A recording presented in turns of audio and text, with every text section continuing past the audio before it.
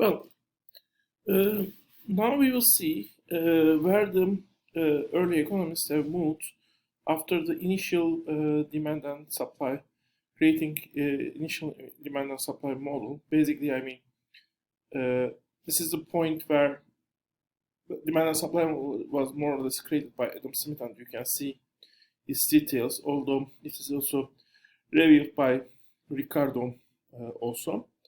You can see its details in the readings. You can find it in the readings. Adam Smith's work, original writing on the demand and supply model. But after this model is created, the most interesting aspect of this model was the market or the economic system was bringing the prices of all commodities or goods and services bought and sold to a particular level. By the way, I will clarify what does it mean goods and what does it mean commodity in the next lecture in more detail. But for now, you might assume they mean the same thing. Anyway, when we have a good, its value when you sell it is called exchange value. Well, the price might be in some cases higher than the exchange value or lower than the exchange value, but according to these early economists, of course, exchange value is overall value when you exchange it with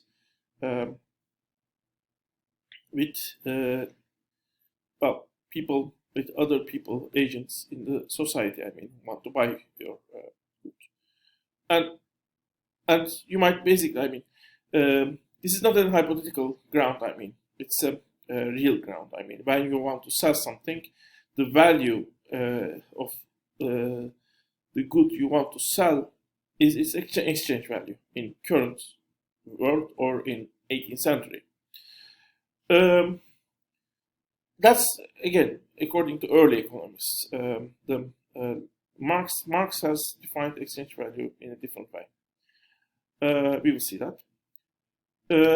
Use value, on the other hand, is the value of the good when you use it. So it is a good is more valuable, it has a more use value when it is more useful, more important for you, and it has a less use value when it is less important for you compared with all goods, items, or anything you use or you consume, basically. And one of the first claims of Smith is that the exchange value and use value were not related to each other. So the value of a commodity in the market and the value of the commodity for the people when they use it is not necessarily equal, he claimed. And in order to express this, he has described this famous water-diamond paradox. Water-diamond paradox is basically describing water is more useful than diamonds because we need it for our survival. If we don't drink it, we won't live. So it is arguably more valuable in that sense, and it might be even more valuable when you think its secondary purposes like cleaning your body, cleaning your house. These are also important. While diamond is less important, it is usually used for making people look beautiful, more beautiful. It has also some. It has also some industrial function. It is very hard, so you can cut with it. The different metals, for example, basically. But those uses are very less important for the survival of the people compared with the water. But diamond is more expensive than water. So arguably water's use value is higher than diamond, but diamond's exchange value is higher than water. So that means, the use value and exchange value are not necessarily related according to Adam Smith. Well, later, the water-diamond paradox was solved by both Marx and neoclassicals. For Marx, the basic reason is the ease to find them. Diamond is more difficult to find and produce. That's why it is more expensive. And water is more easier to find, and that's why it is cheaper, according to him. Although we might have a further discussion on that actually, in terms of,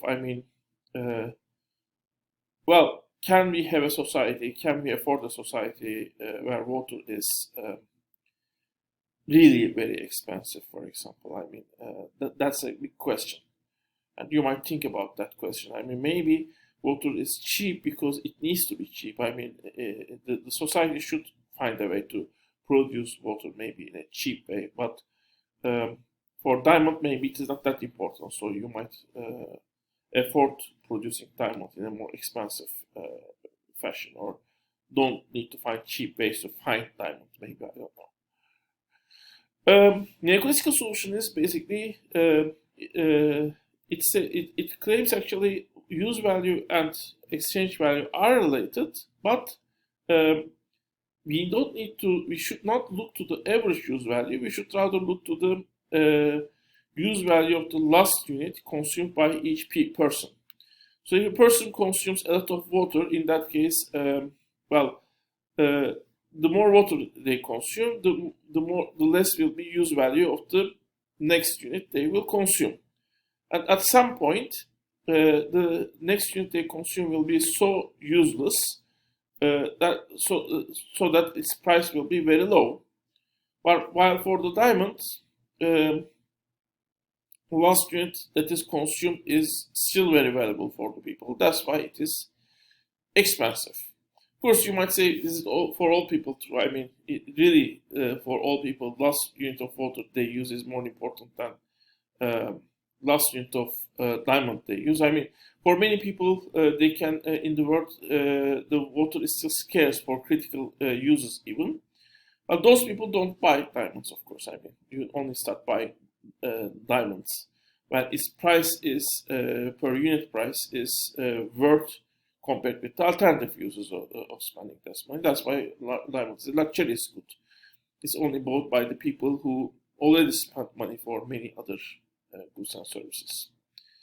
This is another explanation, and the explanations don't necessarily contradict with each other. Actually, they can take them together. So the neoclassical approach and Marxian approach are approaches. They can be still valid. They can two valid approaches to the same reality, basically. Let's continue. So according to Smith, exchange value is equal to the equilibrium price, and Smith defines exchange value. He tries to find, okay, if use value doesn't determine the exchange value, then what? The answer is the sum of payments made to each factor to the production. This is actually accounting even. So when you get the payment, basically when you sell a good and get the payment, that payment is divided by different people who contribute to the production in a different way. And three different factors are used according to Smith for the production. One is land.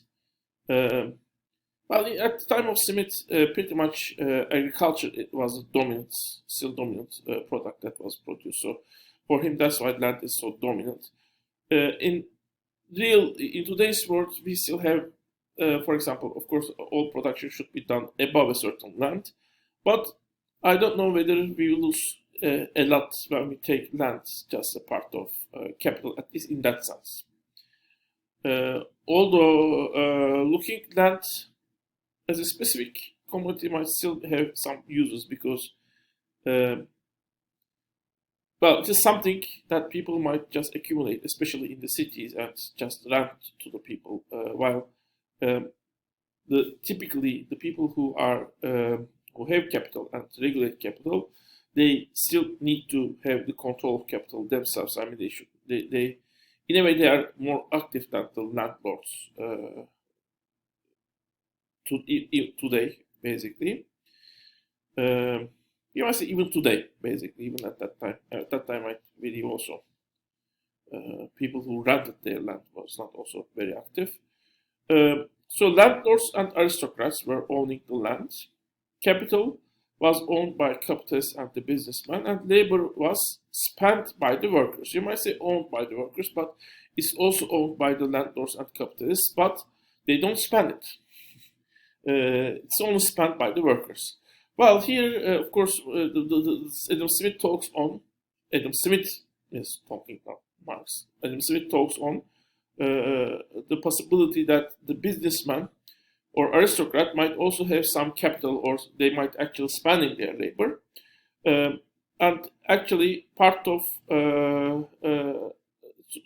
in some ways actually they might contribute to the production, not only with the capital or land they own, but also with their labor or with their capital. But here, the dominant factor they put into the production, from which they got most of their income, defines who they are.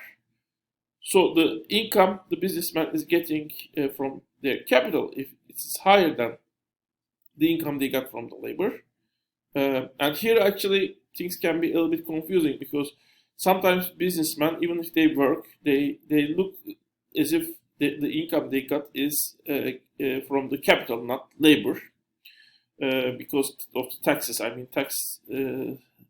tax rates for capital are lower in many countries. So you might see as if businessman's income is coming completely for the capital, but we might basically think about, I mean, any kind of function or job businessman is doing. What will happen if we replace him with an actual worker? How much will be paid for that worker?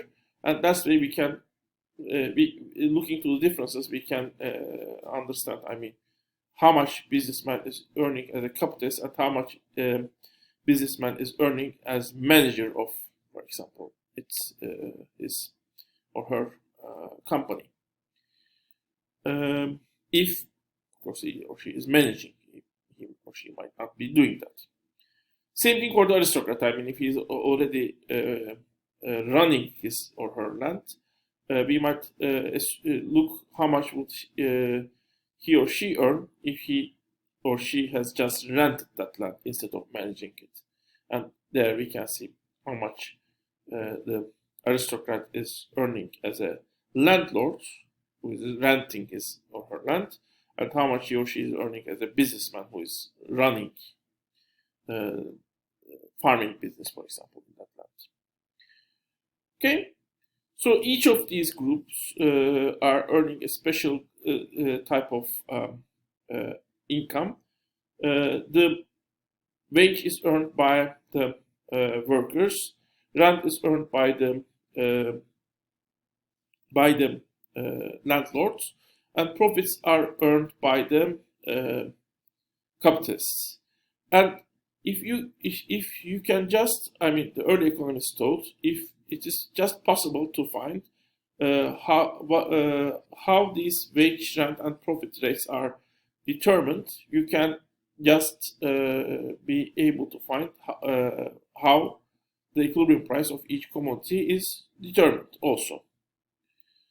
Well, in the end, these three economists have defined wage as the wage, basically, regulated by what workers needs to survive and raise one child, basically, which you might just say what workers as a whole, as a group, just need for survival is determining the wage rate, according to Smith, Ricardo, and Malthus, basically. Rent depends on productivity level of the least fertile land, and profit is residual of wage and rent. So in the end, actually, price is not anymore determined, especially after Ricardo and Malthus. You cannot just, since profit became residual, you cannot use these three quantities to find how the equilibrium price is regulated. So Ricardo has found another way to find how the equilibrium price is regulated.